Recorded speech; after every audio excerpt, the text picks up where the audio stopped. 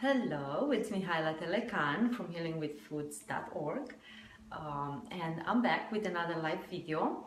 As I promised yesterday, I will come back and continue the discussion I started yesterday around carbohydrates.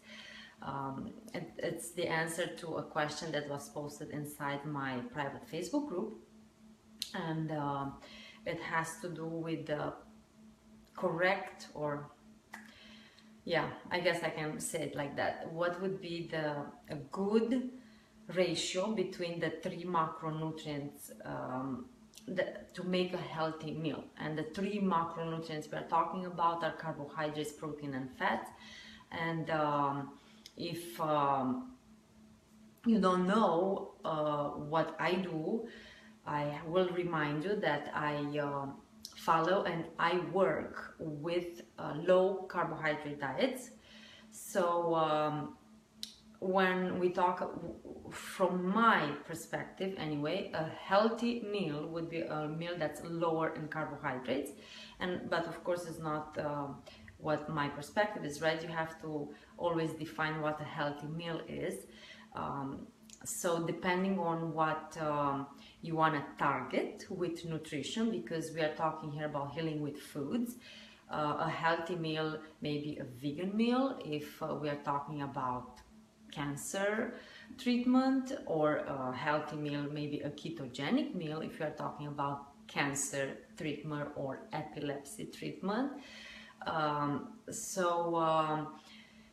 I would say this term is rather relative. However, when it comes to controlling inflammation, losing weight, normalizing blood sugar and reducing insulin sensitivity, as well as healing the gut, the macronutrient that we want to reduce is the carbohydrate. And we liberalize healthy fats, and proteins are always targeted so in a way it's a moderate protein diet. So the amount of protein is calculated based on an individual's needs, and that for that calculation we are using lean body mass. So I hope I'm not talking Chinese to you. You understand what I'm trying to say. So I will explain a little bit why carbohydrates, why we target, we work primarily around carbohydrates. If you make one change in your diet, and if that involves carbohydrates, I think it takes you a pretty long way in terms of health. And that is because carbohydrates, and first, before I would say that, let me actually clarify the fact that not all carbohydrates are metabolized the same way in the body. The ones that we are talking as reducing the amount we consume are those that easily convert into glucose, so they are a higher glycemic impact. Hence, because they convert easily into glucose, they are more inflammatory in nature, due to the fact that insulin is one of the hormones that contributes to the production of inflammatory eicosanoids in the body.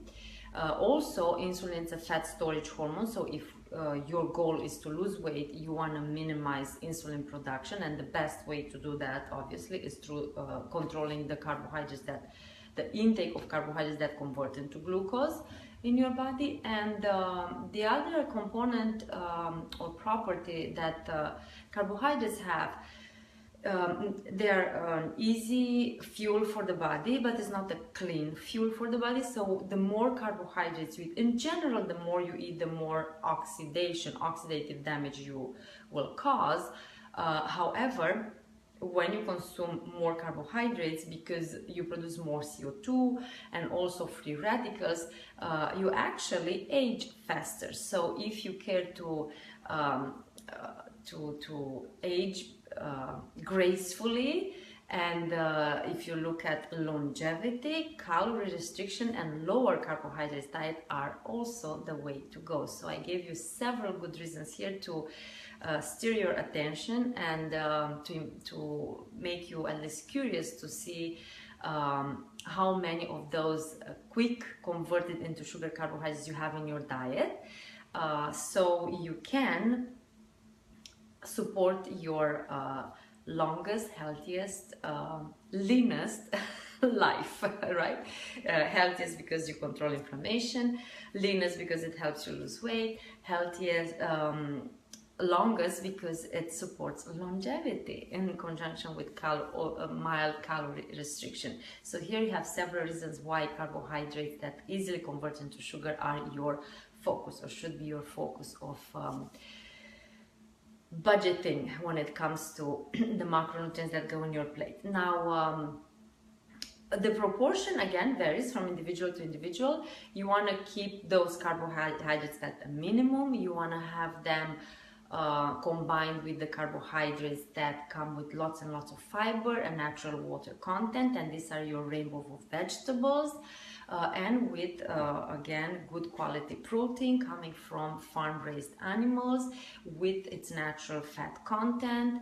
So as long as you get your meats from animals that are raised on free pastures and they're grazing, you have high quality meat, and aim to consume not only the muscle of those animals but the organs of the animals, and aim in terms of healing the gut to have as much as possible meat and not meat, joints, the cartilage, the bones of those animals, because that's what provides the building blocks that supports healing of and nurturing of the gut lining as well as of the immune system, and by extent you are going to support overall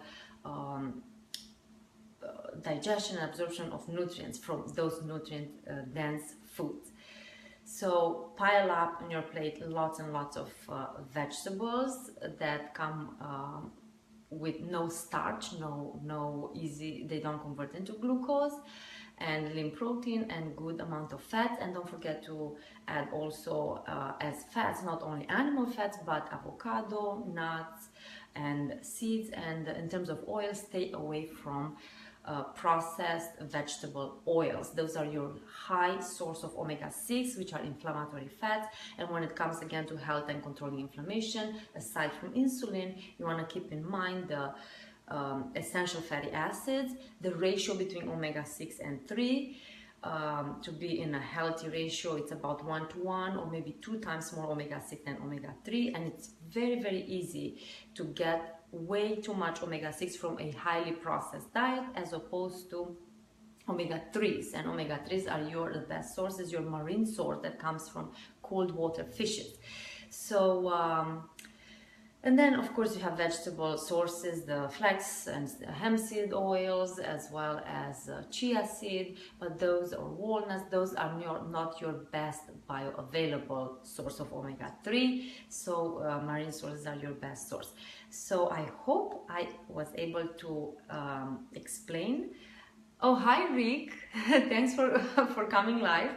I was talking about the macronutrients that we get from the diet: carbohydrates, protein and fats, and what is a good ratio of each one to promote health, weight loss, longevity, energy, and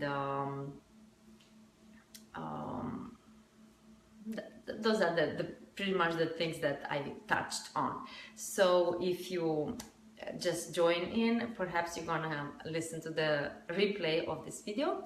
If you have any questions, I'll be happy to answer. And in terms of numbers, I don't want to give numbers like what percentage is it, 20% carbs and 20%, 12 or 10 or 12 or 20% protein and the remaining fat. I don't want to do that. I personally don't calculate. I eat my food. I don't like to count calories or grams of anything. I just eat very intuitively, as long as it's whole foods.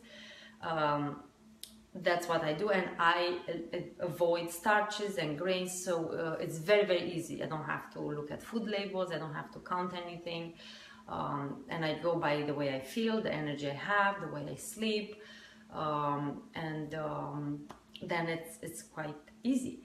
So I hope this answered your question, Eileen, and anybody else that listens to this video. If you have any questions after you listen to it, please feel free to post your questions below the video. And if you like a little bit more information with regards to what to change in your overall lifestyle to acquire more energy and lose weight and get healthier, the 3 things you've got to change program, I think it's a good program to take. It's a free online program, and it has a whole section on about carbohydrates with sources, what the carbohydrates that are easily converted into sugar are, and what are the safe carbohydrates, as well as a module on movement, as in habitual movement, and the power of mindset and belief, which is so important when it comes to health and healing. So that's all I have for today. Thank you so much for tuning in, and I look forward to seeing you on my next video. Have a wonderful weekend and night.